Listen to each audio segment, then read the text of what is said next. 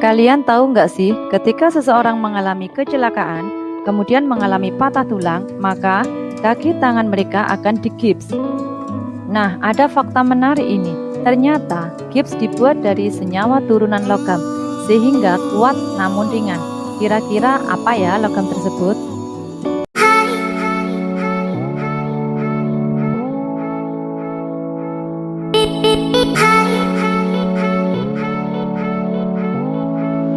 Good morning, hari ini kita belajar tentang logam alkali tanah. Masih ingat kan apa itu logam alkali? Logam alkali merupakan logam yang berada di golongan 1A yang memiliki sifat lunak namun reaktif, sehingga kita tidak bisa menemukannya dalam keadaan bebas di alam. Pertanyaannya sekarang adalah, bagaimana dengan tetangganya, yaitu logam alkali tanah yang berada di golongan 2A.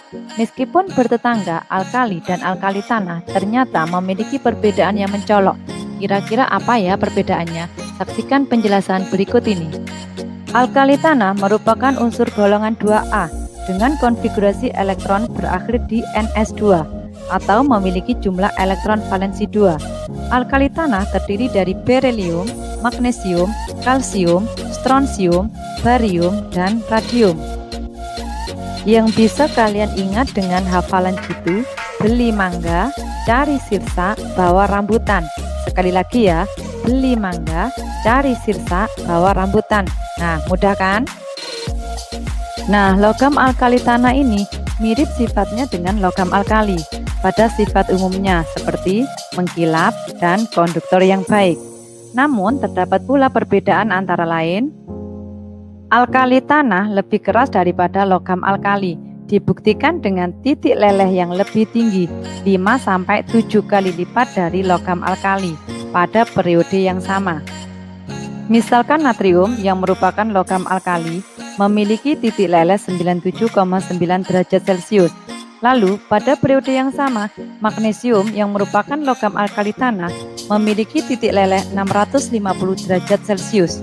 Meskipun titik lelehnya lebih tinggi dari alkali, titik leleh alkali tanah lebih rendah jika dibandingkan logam transisi, seperti besi yang mencapai 1538 derajat Celcius dan kobalt mencapai 1438 derajat Celcius. Titik leleh yang tinggi disebabkan oleh jumlah elektron valensi alkali tanah lebih banyak dari alkali, dan alkali tanah lebih keras. Dari konfigurasi elektron ini juga yang menyebabkan massa jenis alkali tanah melebihi logam alkali. Nah, salah satu penggunaan senyawa alkali tanah adalah dipakainya gips atau gipsum. Dalam dunia medis, gips digunakan sebagai penstabil posisi tulang atau sendi dalam masa perawatan atau penyembuhan akibat patah atau retak tulang. Gips ini dibuat dari kalsium sulfat dihidrat atau CaSO4.2H2O dengan kadar minimal 65% dalam campuran. Sisanya adalah serat, air, dan bahan penguat lain. Paham ya apa itu logam alkali tanah dan sifat fisiknya? Sekarang, bagaimana sifat kimia logam alkali tanah? Logam alkali tanah memiliki elektron valensi 2. Nah, kira-kira apa ya akibat dari 2 elektron valensi ini? Pertama, 2 elektron valensi yang dimiliki logam alkali tanah ini menyebabkan susunan elektronnya tidak stabil, sehingga mudah melepaskan elektron membentuk ion positif 2.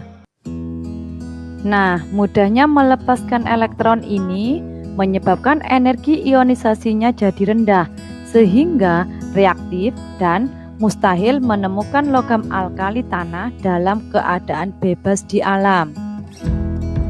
Dan satu lagi, semakin ke bawah, energi ionisasinya akan semakin kecil dalam satu golongan, sehingga akan semakin reaktif. Alkali tanah ini mampu bereaksi spontan dengan udara bebas. Jika kita menempatkan logam alkali tanah di ruang terbuka, maka alkali tanah akan bereaksi dengan oksigen dan membentuk oksida alkali tanah, sehingga akan mengubah permukaan logam alkali tanah yang semula mengkilap menjadi abu-abu kusam karena di permukaannya terbentuk oksida.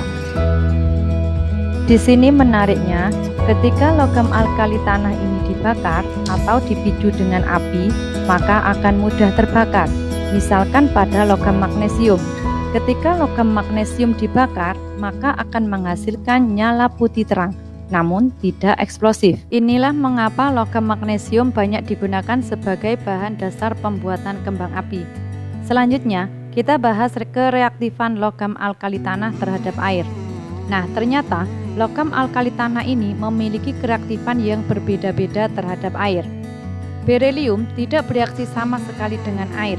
Hal ini terjadi karena energi ionisasi dari berelium relatif tinggi, sehingga ketika bertemu dengan air maka tidak akan dapat bereaksi. Ditambah lagi energi pembentukan berelium hidroksida jauh lebih tinggi dari energi ionisasi berelium, sehingga tidak akan terjadi reaksi meskipun dalam air mendidih. Untuk magnesium dapat bereaksi dengan air suhu tinggi dan uap air panas. Nah, suhu tinggi ini diperlukan sebagai energi tambahan agar mampu melampaui energi ionisasi dari magnesium. Jika proses ionisasi terjadi, maka reaksi pun akan berjalan. Sedangkan kalsium, strontium, dan barium dapat bereaksi dengan air dingin maupun panas.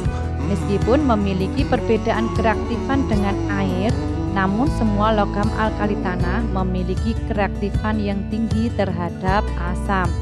Nah, semua logam alkali tanah ini bereaksi dengan asam membentuk garam. Sekarang paham ya bagaimana sifat kimia umum dari logam alkali tanah ini. Lalu pertanyaannya, bagaimana dengan sifat-sifat khusus dari logam alkali tanah? Saksikan pada pembelajaran yang akan datang. See you next time. Thanks your attention. Wassalamualaikum warahmatullahi wabarakatuh.